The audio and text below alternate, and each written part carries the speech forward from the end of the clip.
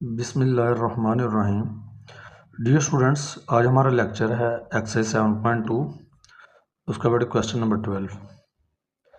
Find an equation of the line. बेटे line की हमने इक्वेशन फाइंड आउट करनी है और ये लाइन पास होती है, गुजरती है किस में से, -4 और 7 इस पॉइंट से गुजरती है and parallel to the line. और वो लाइन जो इस पॉइंट से गुजरती है बेटे, ये लाइन पैरेलल है एक ऐसी लाइन की जिसकी इक्वेशन गिवन है। ठीक है बेटे, ये वो लाइन है जिसकी इक्वेशन क्या है, गिवन।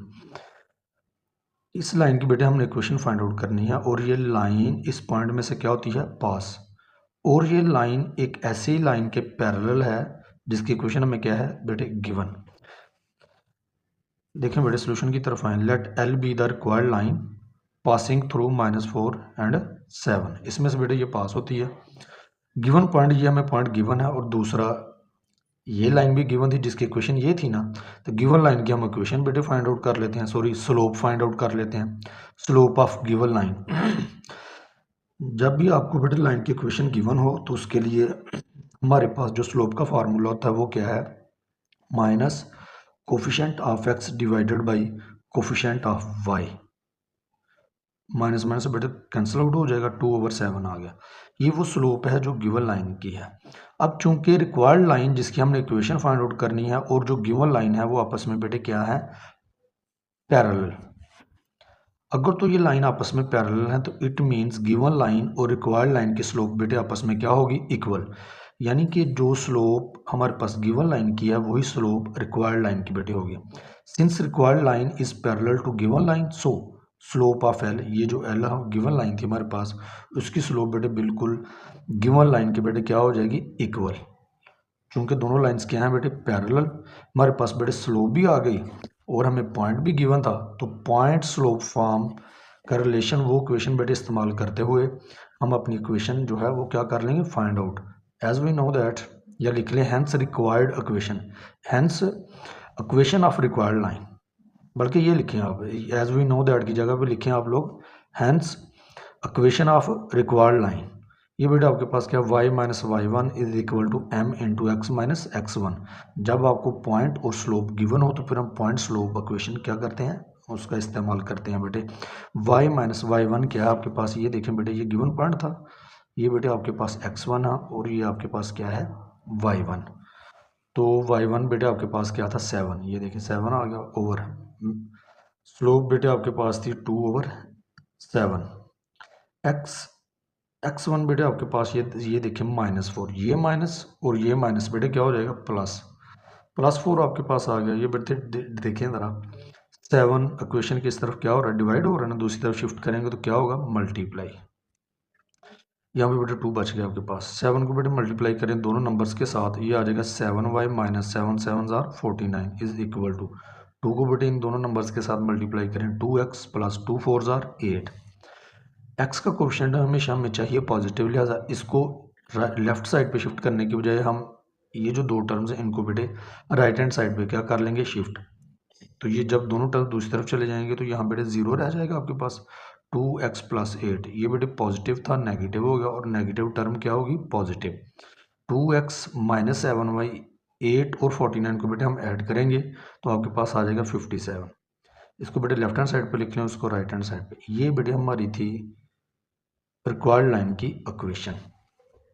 क्वेश्चन नंबर 30,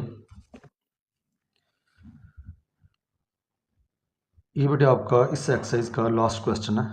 इस क्वेश्चन के बाद आपकी एक्सरसाइज जो है वो क्या हो जाएगी, complete. Find an equation of the line. फिर वही केस बेटे आपके पास है कि हमने एक लाइन की इक्वेशन फाइंड आउट करनी है जो पास गुजरती है किस में से, 5 -8 में से, and perpendicular to the join of A B. और कहता है ये जो लाइन है जो इस पॉइंट से गुजरती है, ये वाली लाइन, ये जो लाइन है जो इस पॉइंट से गुजर रही है, ये लाइन बेटे एक इन दोनों पॉइंट्स को मिलाने से जो आपके पास लाइन आती है उसके क्या है, ये परपेंडिकुलर। फिर से देखें, find an equation of the line through.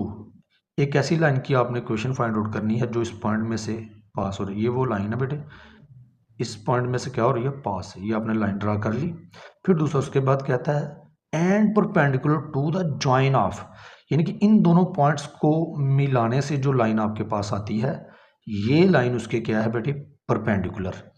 चलिए बेटे देखें, हमें एक पॉइंट गिवन था, वो था 5, -8। फिर उसके बाद slope of line determined by A and B, कहता है ए और बी को मिलाने से जो आपके पास लाइन आती है उस लाइन के इक्वेशन आपके पास जो स्लोप है वो कैसे आपके पास आएगी।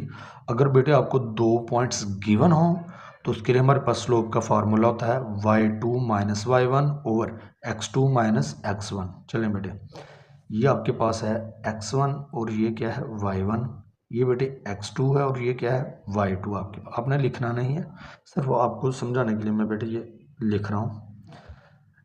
ये देखें जी y2 - y1, y1 क्या था -8 ओवर x2 - x1, x1 में बेटे क्या था आपके पास नेगेटिव, माइनस माइनस बेटे क्या हो जाएगा प्लस, प्लस 8 और 7 बेटे होते हैं 15, माइनस माइनस प्लस, प्लस 15 और 10 25, 5 3 are 15, 5 5 are 25। ये बेटे आपके पास स्लोप आ गई उस लाइन की जो इन दोनों पॉइंट्स को मिलाने से हासिल होती है, ये उसकी बेटे स्लोप आ गई।